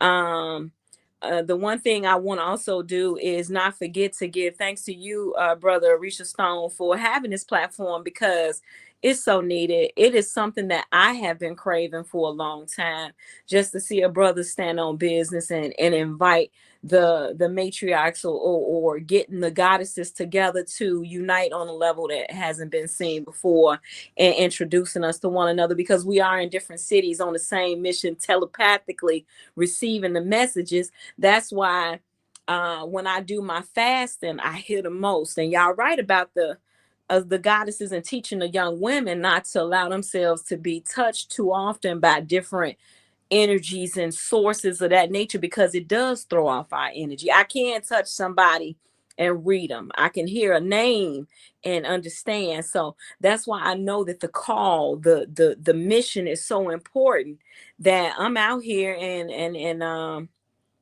life is life, and I am having the most challenges I've had in a long time as a result of one loss after the other. But when I tell y'all, once I get it going, it ain't going. It's the whole ain't no stopping us now. We on the move. I'm ready for it. I'm here for it. So like that's the whole thing. Say, oh yeah, the time it is. Yeah, my shirt do say the time is now, and so I'm saying, y'all, I'm here for it. But yes, the pyramid room is 100% dedicated to helping our people get back to the mindfulness, and I do a lot of things without judgment. I got my art right here on my arm. I ain't trying to show off my tattoos and stuff, y'all, but I got my art right here, and so she always hears and knows that my words are with the best intentions. So when I tell you I'm ready to help our people on a level like I've never seen before, I'm here for the work. I am. I say. And yeah, we just want to support each and every one of y'all the best we can, however we can. And each one of y'all have businesses, so we can support your businesses. Each one of y'all have purposes and missions. We can support your missions. The biggest thing is, like I said, coming together, because once y'all get that sister circle right, then y'all can determine, hey, even if your program is a little off about a certain dude, guess what? Let me call Goddess Divinity and see what her reading said. Let me call Goddess Light Feather and do the read. Let me call the chiefs and ask, well, who is he in the community? Is he just talking, or does he really know the community? We have to get back into knowing who's really worthy of your time and respect. You know what I'm saying? Goddess Divinity, please tell us about your business before we get out of here. Tell us your cash up. How can we support you, guys? Shay, well, I have a lot going on. But right now, I'm being honest. I'm a tax preparer and it is busy. Okay, I'm swamped. So everything will open back up towards the end of this month. But my ancestors, y'all, because I'm into astrology and the energy, like oh God, Neferia church say the time is now. My ancestors said, okay, it's time for you to be seen and you to be heard. It's time to show your face more. So me and my spiritual sister Adewale, we have Divine Rising podcast that's coming, that's brewing. We should be launching our first podcast next week or towards the new moon energy. We also have a spiritual retreat in Arizona coming, more in October. It'll be in Phoenix, Arizona, and it is going to be amazing. We got a lot of meditation, Reiki healing, learning how to use your own energy and learn how to use your own Kundalini energy to heal yourself and your family. I am a practitioner in that, and I can attune you for that if interested. I also I create different spiritual tools to help you remember, to help you cleanse, to help you tap into your divine self. I create angelic seals. These angelic seals, I work with the angels and the choir of angels, and these angelic seals is personally for the person that purchased it. Your name, your picture will be embedded in it with different angels that has attributes to deal with the intentions that you asked me to put within there. I have a template. The main template is serious protection and uncrossing and cleansing and manifestation. This is the particular template that I actually use to get the young man out of the jar. The one that I said was in the jar being dominated. I use this particular template, angelic seal, to get him out of the jar. I create ritual kits to help you remember who you are and tap into your higher self. My Etsy was shut down. So you can reach me at KRE_enterprise. That's my Instagram. In the bio is my link tree with a lot of different links. The website is under construction right now because, again, I am brewing Khalifa Tribal Nation as well as my Sacred Flame Temple and Kavana Holistic Healing and Wellness Spa, as well as the shop. All that will be connected to this website with different landing pages that I'm working on. I just haven't had time to finish it up because I'm swamped, because I help people max out their refund, get all the money they supposed to get, because Texas is illegal anyway. But so you better just get everything that's due to you, and H&R Block ain't gonna get you what you're supposed to get. So I've been focused on that, and I have a lot of clients. So when that dies down, I will be available, and the website and everything will be on the link. But follow me again on KRE_enterprise, and you will be updated with the Divine Rising retreats as well as the podcast. And you can always inbox me for any spiritual tools that you may be interested in. I create everything from my home personally for you. And yeah, Cash App is $KRE Botanicals with an S. But reach out to me if you're ready to remember who you are and heal and reach your higher self. Yes, ma'am. And the goddess had a question for you. This is very powerful goddess right here, Jakari. She is also a very powerful goddess, and I can't talk about her situation, but please, she wants. You can't hear me? I think the sister's mic is not muted. That I can hear a lot of friction when you talk. Well, I was just saying. Can you hear me now?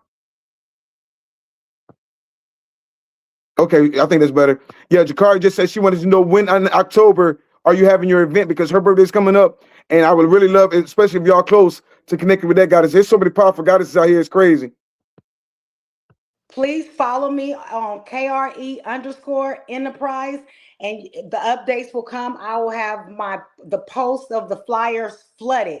We're just securing the location, and then I'm also a travel agent, so we're going to make sure that all people that's coming is put up in a nice hotel, and we'll come and get you. We'll have a shuttle to pick you up, to bring you to the resort place. It's going to be hiking because it's a beautiful hiking area behind the Airbnb, and it's a lot going on. It's going to be beautiful, and it's going to be a lot of healing. We have a vegan chef that will be there making sure, and this is a certified vegan chef, so we're going to be eating good, and then it's going to be really nice. So just follow me again at KRE_enterprise, and everything will be posted, and I will really keep you updated. And it will also have payment plans. So don't feel like you have to have this amount of money. It's going to be affordable. You're going to enjoy it, and you're going to come back healed. You're going to feel that energy. I promise. Well, I appreciate that, goddess, and yeah, I appreciate you so much, guys. I appreciate each and every one of y'all. I do want to throw one more thing out there before we get out of here. Be careful with these cell phones, man. The cell phone, remember, they said they tricked Eve by her spot with an apple. That's what the stories say, right? And now everybody got these Apple phones with a little bite out of it. That's where they shipping all this toxic information out and tricking us out our spot, really, to be honest with you. So it's a lot of symbolism going into a lot of these different things. But I appreciate each one of you guys. And I hope to have you guys back again, or goddesses back again soon.